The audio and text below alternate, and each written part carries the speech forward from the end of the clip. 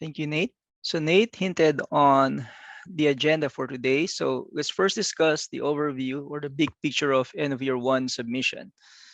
So for end of year one, what is expected of you is that you should be able to provide course section completer counts for courses completed during the entire academic year for students. You also have, if appropriate, you should also be able to provide counts and lists of CT participants and completers for Perkins reporting. And of course, new this year, you should be able to at least provide a baseline count of student completions of specific work-based learning programs. So if you haven't started doing that, then this would be your trial year. As if you have the data in, you include that in your end of year one completion. So, however, before we delve into the details of the requirements for end of year one, let's first take a 10,000 foot view. This way, you could better appreciate the significance of the work and that you're doing and the data that you're collecting in terms of the state level and federal requirements. So essentially, if you see my screen right now, you have your local systems where you store your student profile, which is your enrollments, demographics, ELAS, all of those student profile identifiers that categorize students in different buckets. And then, of course, you have your career technical education records, courses involving CTE, and then different courses that will be used for different state requirements like the CCI in College Career Indicator, the SAY dashboard, and all of those stuff. And then you have the student course enrollments, which include the grade levels. And so that goes to the state system, which is Calpads. And then, you have your student profiles that are being used by the Department of Social Services. Some are goes to TOMS if you're still testing. And then that then is collected in data quest, which then is interpreted in different calculations on the California dashboard in EdData. Then consequently, all of that same data goes to the federal system to meet different requirements listed here, like the Consolidated State Performance Report, the Migrant Student Information Exchange, which is basically the collection that requires the Carnegie unit in the SCSC record. And then you have your Title 6 and 9 reports for Civil Rights Act of 1964, Carl Perkins 5 reporting for participants and computers, and then some sections of the Individual with Disabilities Education Act, some sections of the ESA or Every Student Succeeds Act, and a section in the Work WIOA, which is related to the work-based learning collection that we expect from you this year. And so with that, let's just go down a little bit and see what are the actual requirements that are significant on the state level. So part of this end of year one completion is to determine students' college career readiness. So the matrix here provides you a way to grade a student if they're prepared, approaching prepared, or prepared. So essentially, the ones boxed here are the data that is collected from Calpads, that are collected from Calpads, and while the rest are based on assessments.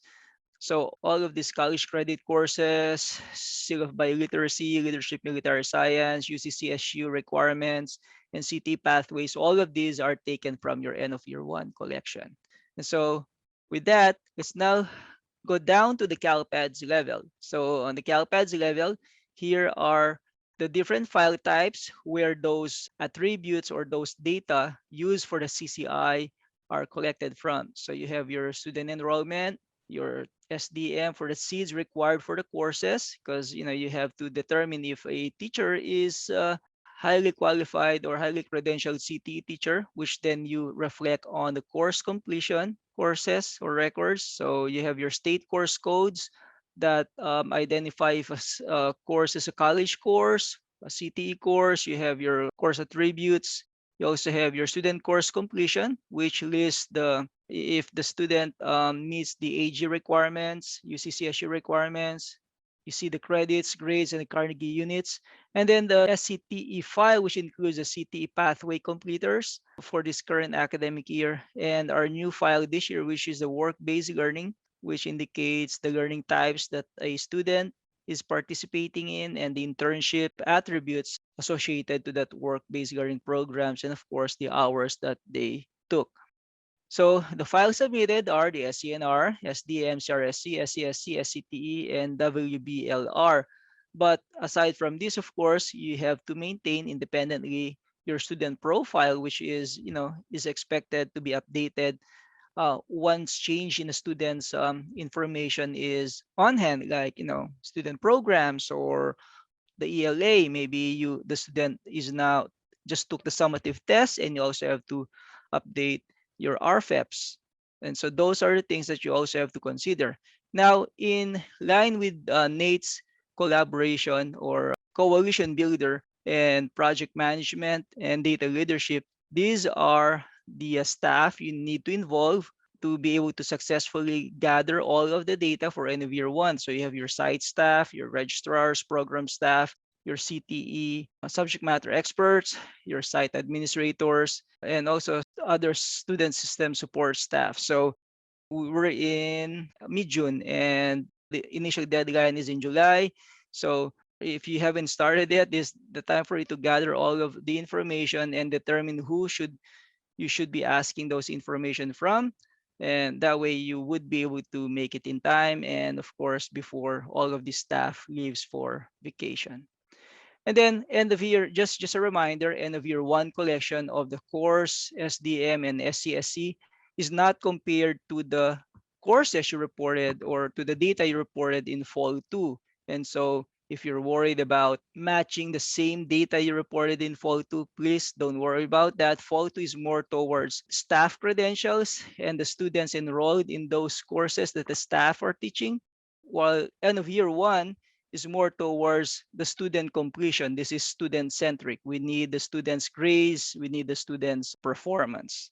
So these are two different submissions. So don't worry about matching those. But however, you also still have to make sure that the teachers who you are assigning to courses have the proper credentials and are updated. So if you have classes with teachers that got switched, so you basically have to update the courses for semester two with the proper seed number. So this is a whole year collection, but this should not be validated against your fall two data. So I've mentioned about the file types, and are the relationships of the files. As I've mentioned earlier, we have these core files for end of year one. However, we still have to account for your student enrollment record, right? So these are your file types, and the numbers here are basically the order of sequence of submission. It's important that you establish the core files first before submitting the supporting files. So you first have to establish the staff demographics, which accounts for the staff member seed that you will assign to the course section, the CRSC. Now, once you have the staff posted, you then submit your course section completion. The course section completion file will include the course section ID that links it to the student course section completion, where you then report the grades of the students who completed that particular class. Okay, so first post this before uploading your student course section. Then just the same, if you have students who completed a CTE pathway this year and specific to this year, then you should also upload your SCTE file.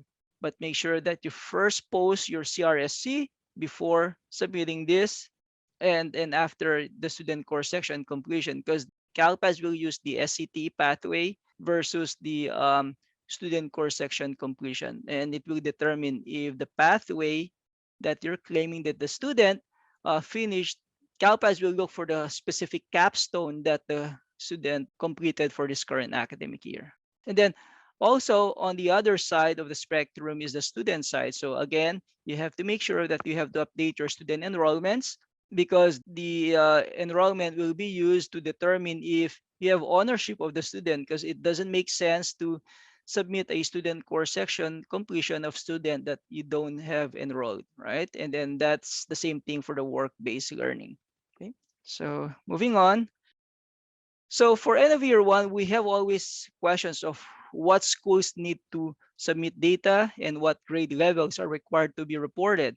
So let's start with the school types. As you can see, most of the schools are permitted and traditional schools are required to submit the data. And then you have your NPS, you have some of the here that are not required in red. And then for the grade levels, it is only required for you to submit course, departmental courses and completions, and also SCTE and all of the end of year one data for students in 9th to 12 graders. This is required for 9 to 12 in primary enrollments and short-term enrollments. Now, for 7 and 8 graders, if you have 7 and 8 graders in self-contained classes, then you don't have to submit those because we only collect departmental courses. Now, if you have 7 and 8 graders in departmental courses, you are permitted to submit their records, but it is not required of you. Okay. So part of success in data submission is having the access and the ability to submit data to Calpads. So make sure that you have the proper roles assigned. So you have here all of the specific edit and view roles appropriate to the file types being submitted. The only difference here is that SCNR up to SDM, if you have the edit, you are able to extract, ODS extracts appropriate to these file types. However, if you want to extract a work-based learning extract, ODS extract, you have to have this specific WBLR extract assigned to you.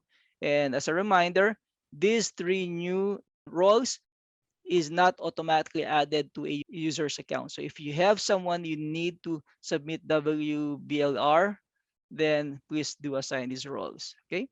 And then of course we have our Calpads documentations, which then prompts me to bring up Calpads. So there are sections here in Calpads that you could go to as reference documents. So you have here your system documentation under help, and this brings you to the CDE system documentation page where you have all of the documents that you could refer to. You have your code sets, valid code combinations document. This is highly expected that you use for end of year one to determine CTE capstone versus the state course or pathway that you're reporting. And then you have your error list and the data guide, which hopefully should be updated soon.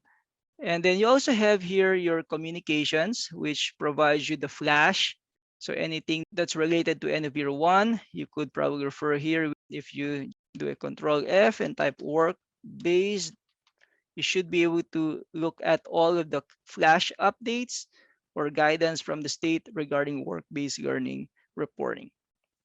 So that's on the Calpads system side. Of course, you still have your FAQs here, which then brings us to the different FAQs related to end of year. Okay, so it's just right now. So at least you know where to find that. And then in parallel to that, we have the Calpads user manual, which you could access through help. And then normally during a specific submission, we provide you a roadmap. So this year we have the end of year roadmap, which then gives you the same, like a summarized information of what to expect in terms of the end of year submission. So we have here the calendar.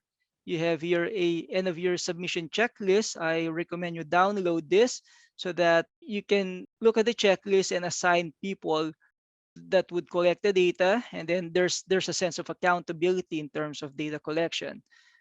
So you also have the end of year one list of files. So there's a lot of reference here. Then you also have the upload process that I've explained, and then it provides you all of the information regarding each of the file types.